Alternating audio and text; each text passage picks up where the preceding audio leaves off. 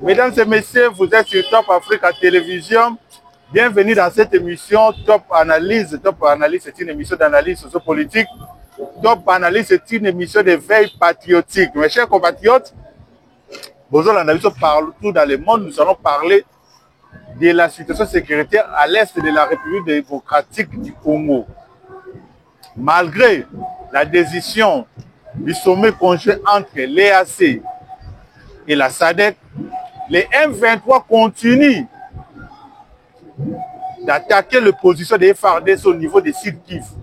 Nous allons parler dans cette émission, mes chers compatriotes.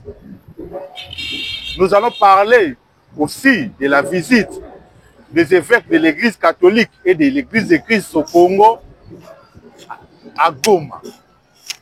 Mes chers compatriotes, ils ont été reçus par le président, par le président de l'AFC, le coordonnateur de l'AFC, Corneille Nangaa. Nous allons parler dans cette émission, mes chers compatriotes. Nous avons le réel plaisir de recevoir prophète Emmanuel Kambala, notre invité, notre analyste maison, à qui je dis bonjour, prophète Emmanuel Kambala. Bonjour, mon frère J.R. Boni santé. Nakoye bisayo, nanga koye bakaya solo ke trahison bomaka. Ah. Pe ba nyonso bazana sima ya nanga. Ba bakaya ngo ke trahison bomaka. Raison de nanga bomaka. Nanga mbokomi ko pesa déjà ba crédit belé, tout le monde a déjà à visiter. A outi ko za la visiter na ngongo to ça les missions ba évêque. Bazana niveau ya Goma, ba église évêque par l'église catholique, ba évêque église protestante. Bazana niveau ya Goma ba outi ko yamba bango epa ya Corneille Nangaa, prophète Emmanuel Kambala. Bozo mona teke ba komi déjà ko pesa combat ya Corneille Nangaa crédit lelo na kati ya République du Congo. Il faut qu'on yeba elo komoko. Lelo Église catholique na ba missioni ba ke komona Nangaa. Eza na compte na bango, eza na compte mboka te. Parce que tobo sanate mokonzi ya mboka pesaka s'adressaka na nation. Et il avait demandé l'unité nationale, il avait demandé à consulter. Il avait demandé que to fanda biso nyonso. Tobo sanapete. Martin Fayulu tango ti voyage awa. Ayaki na langage nini? Il y a dialogue. Il y a dialogue to solo là. Lelo ko kamwisanga nde na mona catholique na missioni. Ba ko kenda mbango balobi o bangonde. Te wa des ali plaja. Likanisi na moto. Et sengeli ko respecter koloba ke likanisi e utaki boyi. Mokonzi ya mboka ndaza censé ya kobenga bato. Qui est protégé par la Constitution. Au Constitution, que notre pays, le Congo, c'est un pays laïque. La laïcité ne donne pas la primauté dans l'église Moko Songolo Mpakala. La laïcité veut dire le respect de foi. Yabato Nyonso. Donc cela veut dire, dans le moment où ce n'est pas seulement l'église catholique. On est à Lolendo. Lolendo nani? Lolendo na bango. Ndenge babisala kwe na babalinga balakisa ke bango nde bakopesa. Si réellement c'était des hommes de solution, ils devraient faire ça depuis longtemps. Ils ne l'ont pas fait. Boye bayango que naza contre l'église te. Mais naza contre comité oyo eza kolata comme ecclesia. Ba jeune na bango eza kopi na bango ba eluki mécanisme ni bakolia mécanisme nini bakokota tobo sanate Jean-Pierre Memba utaki koyebisa bango awa président Jean-Pierre Memba utaki koloba ba politiko ya sutani yango tokobika politiko ya sutani. Pourquoi ils n'ont pas fait ça avant? Parce que le loba za ko s'approprier que bangonde ba ça la consultation ezali nini ya crise, ya sortie à crise. Non, le chef de l'État l'avait demandé depuis longtemps. Martin Fayulu aussi l'a demandé. Eza ya bangote. Et puis procédure au bango ba akende, je ne sais pas. Parce que toyebi yango que à chaque fois que l'église catholique, un groupe de ce genre-là, bakotaka Angers, ezalaka toujours pour que ma poste moko boye pesa manabato. On n'oubliez pas la fois passée dans le régime Elekaki, tango bakotaki lisusu ya mouvement tobosana te que l'opposition azwaka pouvoir azwaka possibilité ya kodénicher au moins des bateaux ya opposition tomoni premier ministre na biso nani Sami Badibanga toye komona lisusu nani Bruno Tshibala donc ezalaki à partir ya G wana lelo bakeye pa Nanga pour que Nanga fasse quoi? Qui demande au peuple congolais pardon ou qui viennent à côté de l'hémicycle. C'est là où il y a le problème parce que Nanga certains condamnés. On ne peut plus congolais yokanga de Konanga. Ne permettons pas à des gens qui veulent arriver au pouvoir, il faut pas bomabiso ba congolais. Ce qui totiki makambouane continue. Donc cela veut dire Congo et Kokata na bitendi likanisi ya balkanisation et kokokisama. Nanga a pris des armes pour des carrés miniers. Nanga a accepté de s'accrocher na Simaya Kagame pour na koboma biso pour ayebi kaza na promesse moko boye. Or la plupart de ces promesses là bazwakelo ko mon côté. Laurent Désiré Kabila Koufa. Vous comprenez? Donc yango moni même plus loin pour na chuter. Naza ko interpeller bandeko na ngai le soi-disant Banyarwanda. La lutte que Kagame a crié à votre nom, ils ont binoté. Parce que Botala, bayo oya positionnaka, ils ont bino Banyarwanda oyo, ba Congolais te. A positionnaka batune ba uti libanda. Bato yazana besoin ba conquis objectif na bango de prendre le Congo en otage. Donc bola muka. Kagame crée un conflit. Il veut vous mettre à l'insécurité. Parce que vous et nous sommes des Congolais. Il y a des Banyarwanda bazwa baterissa nationalité parce que bayaka avant 60. Donc après l'indépendance, bangonyo sona bazwa ka nationalité. Mais si ko lelo Kagame koma koloba à l'air non. Ce sont de quels Banyarwanda? Au Mankenga yewa nazana Rwanda. Colonel Mankenga. Général. Le général Mankenga Sultan. Sultan Mankenga. Vous comprenez? Donc, bon la mouka, on vous trompe, on vous amène dans un jeu auquel qui s'intéresse na bango. Donc, je ne suis pas pour ce que l'église catholique et protestante va ça là. Ça ne va rien aboutir au Congo, plutôt ça va nous amener que des problèmes. Celui qui peut appeler et engager le Congo, c'est le président de la République. Au moins, si le président de la République a mandaté Bango, mais il peut mandater soit président à Sénat, soit président à Assemblée, comme la fois dernière, Joseph Kabila à Salaka. Prophète Emmanuel Kambala, oui, bien sûr.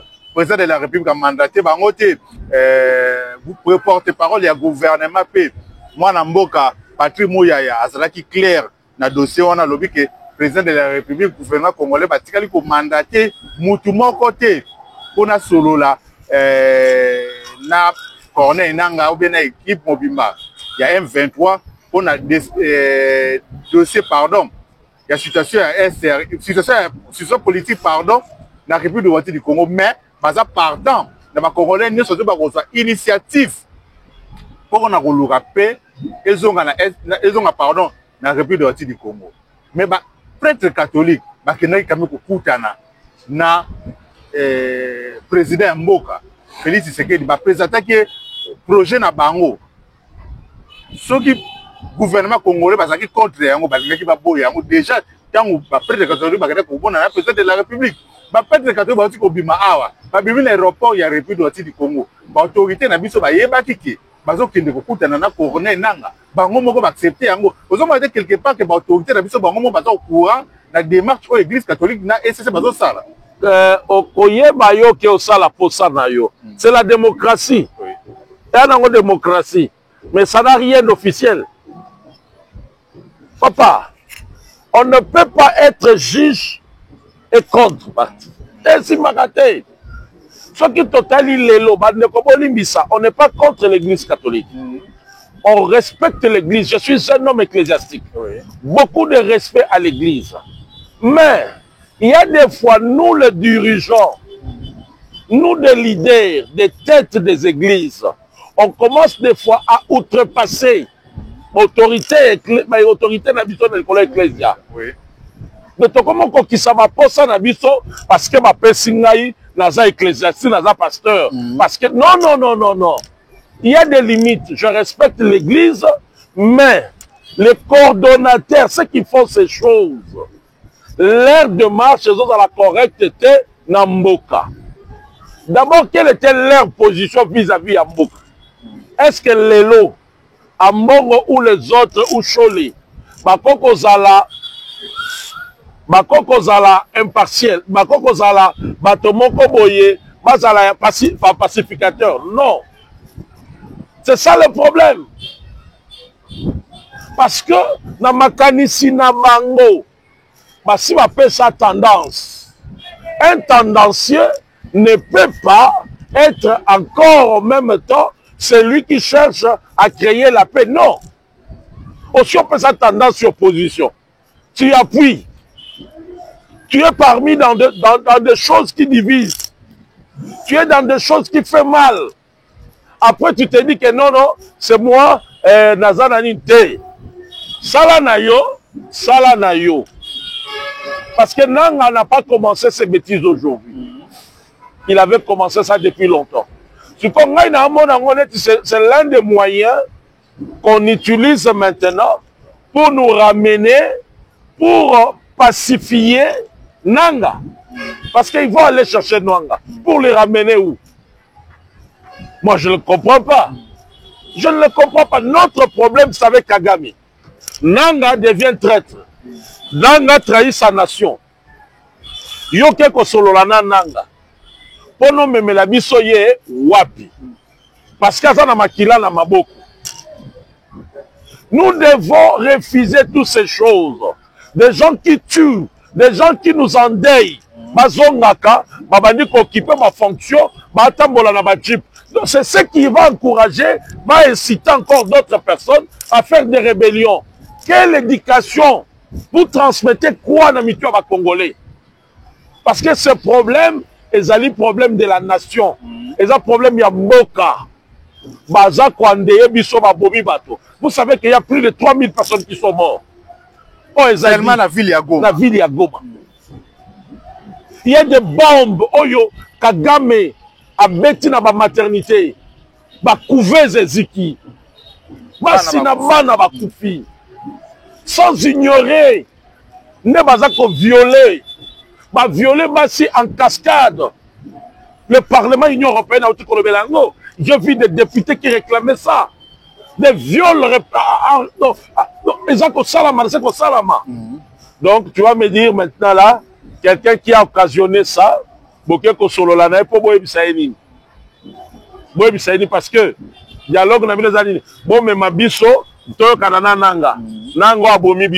non, là c'est comme si vous voulez nous dire encore, retournons dans le même esprit à SNDP, RCD, SNDP, M23. C'est ça. C'est ça le plan de gens qui veulent nous... Non, même si les autres continuent. Non, on ne veut pas de ça. Moi, je dis, bon, ils sont libres de faire ce qui est... Mais le peuple congolais attend. Le peuple congolais se met debout pour affronter le Rwanda. Peu importe ce que ça va nous coûter. Congolais à la près. Parce que le Congo est à Félix Tshisekedi. Congo est à Kabila Te. Congo est à Bissonyoso. Donc,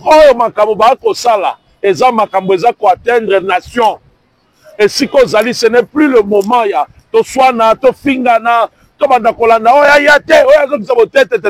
c'est le moment d'utiliser tous les moyens possibles pour atteindre Rwanda. Afin qu'ils savent que l'on n'est pas ces femmes. Voilà. Alors, prophète Emmanuel Kambala, tous a toujours un dossier église catholique, église protestante. Démarche à prêtre catholique, église protestante. Aux hommes, on a l'opposition église catholique, église protestante, c'est la même position. Oui, on a décision à sommet conjoint entre EAC SADC, parce qu'il y a sommet EAC conjoint sommet conjoint EAC SADC, parmi les décisions clés, ils ont parlé de dialogue entre la République démocratique du Congo et toutes les parties en conflit dans SRDC. Mais exclure Motouté et ça la M23. Alors, les lots démarche, l'Église catholique, la SCC, ça a démarche déjà, il y a une négociation avec les rebelles. Vous ne voyez pas que c'est la même position avec sommet conjoint EAC SADC, c'est la même décision, c'est la même idée. L'Union européenne a fait ça qui, Angleterre a fait ça qui, voire même les États-Unis a fait ça qui, que sortir des crises de la situation SRB du Congo, il faut RB du Congo à négocier avec le M23. Mais mon frère, méthode n'oublions pas, ma clergé catholique, ils ont amené beaucoup de confusion aussi dans le peuple congolais. Oui. Thomas Sanaté, dans le premier mandat chef de l'État, ce sont eux qui ont amené, oh non, nous on était des observateurs, ceci, cela. Il y a une preuve que le président Félix Tshisekedi a gagné l'élection en 2018. Donc c'est là que tout le monde a un côté. Tout le débat, bon, c'est pas encore, c'est ça qu'on attend parce que les Congolais ils ont amené beaucoup de choses. Ils étaient financés. Maintenant, ils ont smartphones. Pour ça plus de 40 quelques mille smartphones, soi-disant, entre guillemets. C'était l'Union européenne. Ma partenaire dans Bangoana. Oui. Donc, ils sont soutenus toujours dans l'Union européenne. Or, l'Union européenne, c'est lui qui est parmi le main. Pareil à Kagame et Bangoana. Alors, ce que l'IAC demande, c'est ce que l'Union européenne, c'est ce que depuis longtemps, l'opinion internationale demandait à Félix. Mais Félix a beau à dialogue. Le preuve est qu'il est allé au Kenya, il est allé en Angola. Il y a eu plusieurs rencontres. Le début de commencement à pouvoir, il y a Félix. Il a vaqué à Kenya dans ma pays frontalier. Il les a présentés, il les a tendu la main. Oh, les lobes Missouba Mona Mabé. Ce qui prouvait déjà que c'était un homme qui tolère, qui écoute l'autre, qui accepte l'expression de l'autre. Il l'a fait. Et on lui a imposé encore. Il faut dialogue. Il ne l'a pas accepté. Il a dit, mais je vais dialoguer avec l'auteur. L'auteur, c'est qui? C'est Kagame. Et ils ont commencé des processus. Donc cela veut dire, l'Union européenne a une résolution Kagame. Et c'est cette résolution-là qu'ils veulent que toi, pousse-toi atterrir sur ça. Tant que Félix n'aime pas ça, tant que Félix n'accomplit pas leur vouloir, c'est pour cela à tout moment, ils veulent toujours amener Félix n'a pas accepté leur vouloir. Quel est leur vouloir? Vouloir en c'est de vendre une partie des terres. C'est ça leur vouloir. Donner à Kagame la souveraineté politique dans ma belle à Congo. Donc c'est ça le problème qui est là. Félix aussi dit non, je ne négocie pas avec le M23, je vais négocier avec Kagame. Or Kagame, c'est ça maintenant que dans ces négociations-là, c'est bien à Maboko la diplomatie à Félix. Félix l'a exposé, Félix l'a étalé. Yango Bango comme étant aussi les pions de l'Union européenne, ils ont tourné seulement comment? Ils ont tourné seulement, ils ont changé. Passage donc pour que Félix, ils vont ramener quoi? Des recommandations. Ma recommandation, vous allez suggérer pas banane. Nanga, c'est qui? Kagame. Donc tout simplement, ils vont nous amener ce que Kagame demande. Parce que ça la capo,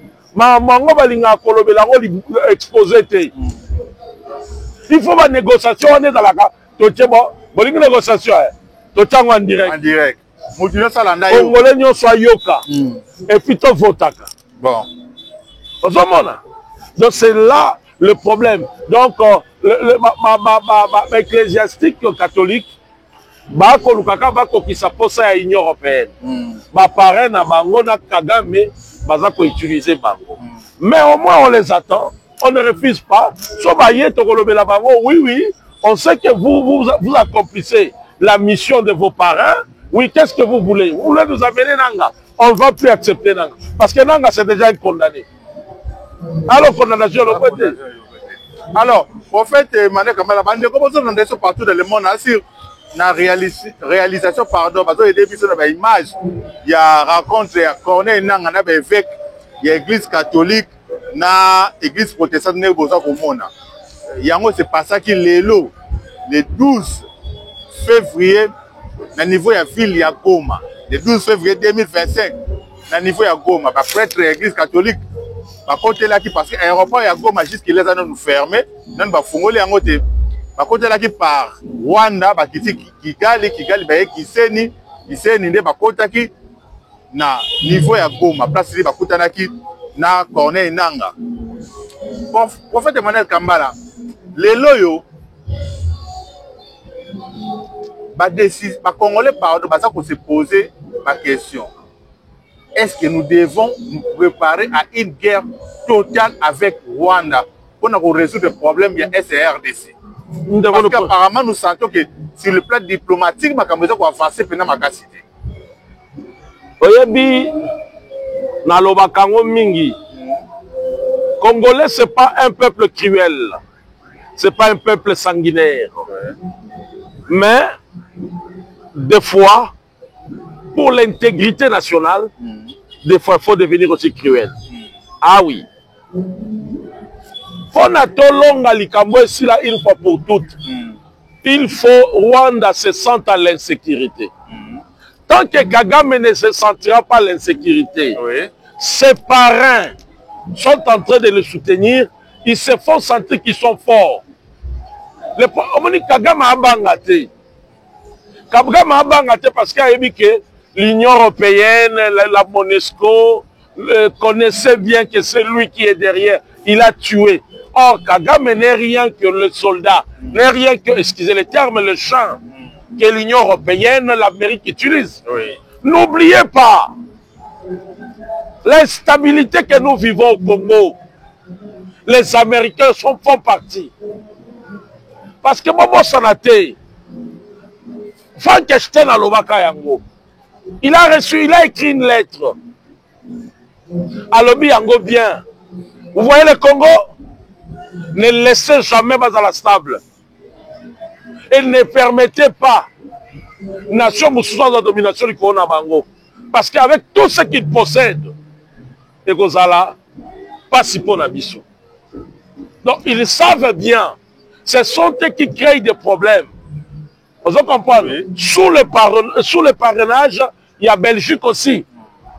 Ils nous ont donné l'indépendance. Après quoi? Après 60 ans, ils sont allés vers Katanga. Ils ont créé la sécession. Après quoi? Ils sont allés au Kasaï avec Moulopoué pour la sécession encore. Donc tout simplement, ils n'aiment jamais la stabilité congolaise. Donc les Congolais doivent comprendre une chose. Nous devons nous émanciper. Nous devons, faut les mains, tous s'émanciper. Parce que maintenant, jamais qui m'y a pour Nabiso. Ils nous donneront jamais la paix. Parce qu'ils savent, avec tout ce que nous avons, le Congo c'est un pays solution. Avec beaucoup de réserves qui peut coûter dans de milliers de milliards de dollars. Sous-sol Nabiso. Sans pour autant mentionner l'eau potable, l'eau douce. Autozana presque plus que la moitié. Il y a Moukini Mobimbeza na Congo. Vous ne savez pas que demain le Congo, avec tout ce que nous avons, avec les atouts, ceux qui ont conscience, c'est ce qu'ils ne veulent pas. Ils ne veulent pas parce qu'ils ne veulent pas que le Congo se développe. Ils ne veulent pas parce qu'ils ne veulent pas que cette prophétie que Kimbangu avait dit, l'indépendance économique viendra à travers nos petits-enfants qui viendront. Le lot aux hommes à Kimbangu. Et Félix Aya lobi na biso to komi ngonga ya to réclamer l'indépendance économique. Donc toyeba yango que sans bitumba la diplomatie des chefs de l'État et atteindre ce qu'il fallait. Exposer la guerre de l'Est. Et la Kissibiso va tournir les enjeux, ma promoteur. Oh, bazo se cacher dans la guerre, il y a Est. Nous disons bravo, bravo à Félix Antoine Tshisekedi avec son équipe. Mais il reste encore, on ne dit pas d'arrêter la diplomatie. Il nous faut combattre. Il faut inquiéter Kagame. Kagame a déjà goûté du miel. Il est parmi les premiers au côté coltan au monde. Avec 150 tonnes de coltan par an. L'Union européenne a bien que c'est un voleur. M'a signé un accord, a officialisé, a légalisé en gros. Parce que quand Kagame vient vous vendre des coltans, et ça la légal, a signé des accords, il y a traçabilité à minerai. On a vu que Kagame a la. Donc cela veut dire, l'Union européenne sait que Kagame c'est un voleur qui vole pour aller leur vendre, qui sont eux, ils sont qui? Des laissez-les. Donc c'est comme ça, et ça combine Moko Boizo Salamana. Kagame a goûté Mbongo. Mbongo ya coltan, Mbongo ya diamant, Mbongo ya or. Le biazo zelazo goûté sur Mbongo ya caoutchouc na cacao na biso. Si combine bozo comme ça côté kabino kaboui. Il faut te bétailler. Toi ndeye payé na malgré ma deye zali. Mais toi ndeye d'une manière nege biso to kufi plus de 10 millions. On sort biso to bito pour 10 millions. Rwanda de Limoué. Oui. Et mais il faut qu'on le fasse. Alors, pour fait, Malek Kamala, le risque Zali, parce qu'il y a d'autres personnes qui pensent que la République démocratique du Congo, nous avons risqué que dans la guerre régionale et dans la SRDC. Parce que de notre côté, la République démocratique du Congo, ils ont soutenu l'Afrique du Sud avec son armée, la SRDC, le Burundi, le Tchad, il aussi fou. À s'ajouter dans la FRDC parce que Tchad, bientôt, la zone de la coupe na SRDC pour nous soutenir l'armée la Bisso. N'oublions pas aussi que Kagame n'est pas dans la liée, surtout il y a EAC. Parce que combattre dans côté entre autres Soudan du Sud, Kenya, Ouganda, voire même les mercenaires somaliens, ils soutenir la SRDC. Vous ne croyez pas, vous pensez que vous ne craignez pas, prophète Emmanuel Kambala, que nous puissions avoir une guerre régionale dans le sol congolais, où vous avez risque pour la RDC de perdre le bateau belé dans Mokalabiso. Mon frère Juillet, moi je dirais, si les alliés du Congo, ils s'élèvent, ceux qui ont compris les enjeux, oui. Il y a bassin du Congo. Oui. Combattre Rwanda, c'est arrêter l'hémorragie. Parce que s'ils n'arrêtent pas ça aujourd'hui, demain, ça sera tout le bassin du Congo qui va avoir problème. Voilà. Parce qu'ils sont liés à une vision fausse. Obabengakale Imatuti. Une vision fausse. Obazakobengalelo le Tuti Power. Oyo Bango Balobaka. Ce sont des conquérants de territoires. Ils doivent conquérir. Aujourd'hui, ils ont commencé avec l'Est. N'oubliez pas que cela est fait grâce à la complicité. Il y a l'Union européenne, il y a l'opinion internationale. Oui. Parce qu'ils n'ont pas commencé de ça aujourd'hui. C'est quelque chose qui a été préparé depuis longtemps. C'est tout ça. Ils ont pris des Tutsis, des Rwandais, ils nous ont amenés au Katanga. Ils ont travaillé au Jekami. Ils ont pris les autres, ils les ont amenés à l'Est.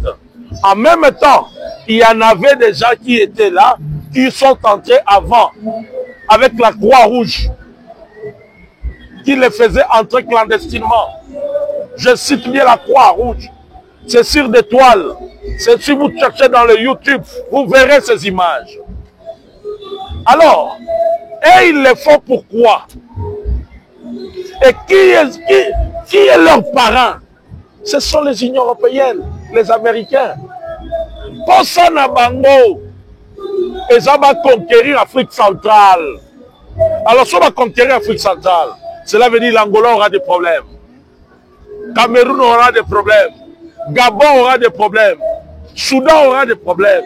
Congo-Brazzaville aura des problèmes. Ça m'étonne aujourd'hui. Comment Congo-Brazzaville peut accepter de vendre, de donner des terres à Kagame, la frontière Yamaloukou. Et ça va placement stratégique. Or, tu dois comprendre dans la vie que ce sont l'opinion internationale, la France, qui lui dit fais ça. Alors ceux qui vont lier Nabiso, ils vont se mettre parce qu'ils ont compris les enjeux, la tournure, il y a guerre, il y a Est avec Kagame. Alors ils doivent combattre Kagame pour arrêter l'hémorragie. Sinon, l'Afrique européenne la moto. Or les Africains, tous abana batumoko, photo sangana, tous à la chimie, tous développer l'Afrique. Aujourd'hui, on parle des États-Unis d'Amérique. Ce sont des pays qui se sont unis. Pourquoi pas les États-Unis d'Afrique? C'est ça le problème. Est-ce que les Rwandais avaient des problèmes au Congo? Est-ce que les Rwandais étaient maltraités au Congo? Non. On les a connus au Jekamine. On les a connus, on a étudié avec eux. Donc tout simplement, ils travaillent contre le Congo. Ils travaillent contre l'Afrique. Ils veulent mettre du feu. C'est pour cela qu'ils utilisent Kagame. Alors les alliés du Congo, je vous encourage. Je vous encourage pour arrêter cette hémorragie. Sinon, il y a un gambou. Donc, ce qui est concerné dans la guerre, parce que la gamme a aussi, financier, il y a Imatu Tshisekedi. Stratégiquement, nous avons soutenu Imatu Kagame. Militairement, ils ont Ouganda. Avec Yoweri Museveni. Ils ont biloko na bango. Alors il faut qu'on télémé la bango la force beaucoup. Et les Américains veulent ça. Parce qu'à ce moment-là, bango bazo soit minéré, bazo soit richesse nabiso. Le lorsque on dit aérospatial union sur les États-Unis. Ce sont des méthodes spéciaux à Congo. Ce qu'on dit l'informatique et les smartphones. Mais c'est le coltan du Congo. C'est ça le problème. Des voitures électriques. Mais c'est le Congo.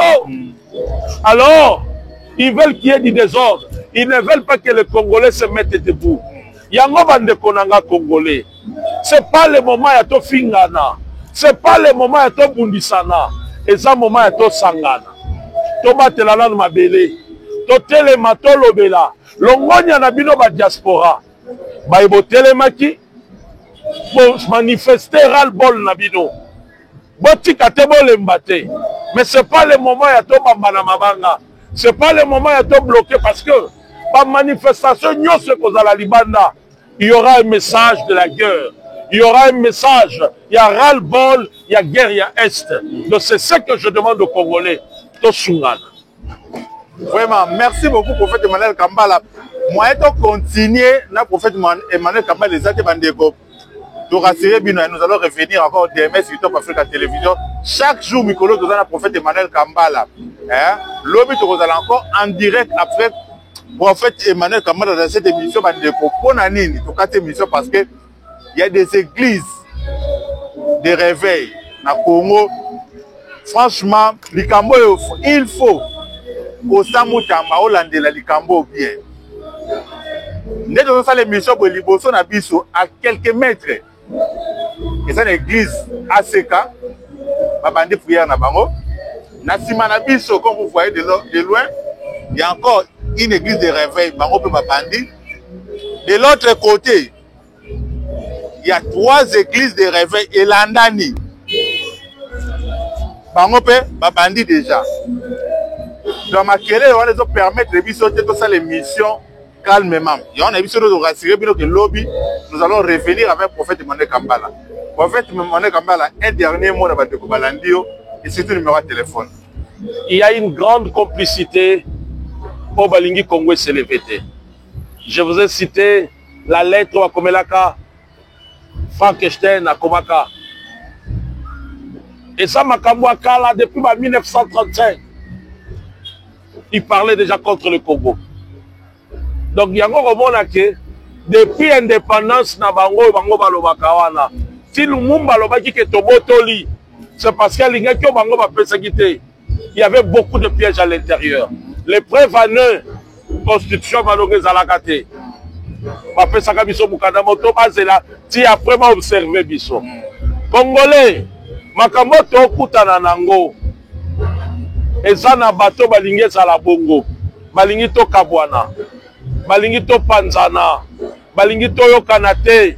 Yango soki omoni mutu aye na ba discours séparatiste, faut comprendre que aza membre, aza sous-traitant ya ba Union européenne ou ya ba américain. To linga Congo. To simbana na maboko. Likambo ezali eza likambo ya mabele. Malgré ba mabe kozanga te, malgré ba buzoba na biso, mais qu'on s'élève. Je demande aussi à nos autorités, bon assainir armée na biso. Bon assainir armée na biso. Bon assainir administration na biso. Bon tika kokendaka, tokende bitumba na ba infiltrer kati na biso. On en a marre, babima. Yo pe soko yebi yende ko loba publier ye. Parce que nous ne voulons plus ce genre de bêtises, de perdre nos frères et sœurs.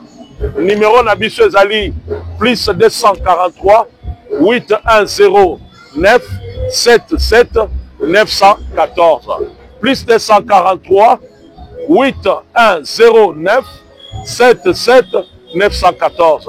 Numéro Wana Ezanaba WhatsApp. Merci na Yopende JR. Merci na Mama Jenny. Bainyoso Bazolanda Biso. Otolobi ya malamu, nzamba zwa lokumu, otobeti bino mabakubo limbisa. Bosunga biso kaka, bo bakisela biso mayele. Obino boyebi, bo benga biso. Lobi tokozala lisusu na bino, on en parlera. Merci beaucoup Rabane Kobola, biso partout dans le monde. Numéro d'abus c'est à moi affiché au bas de vos écrans. On peut vous contacter biso à tout moment pour vous abisso, même sur WhatsApp pour vous abisso. Sorry pour lui intervenir dans l'émission pour mettre la biso, pour vous allez les bienvenus.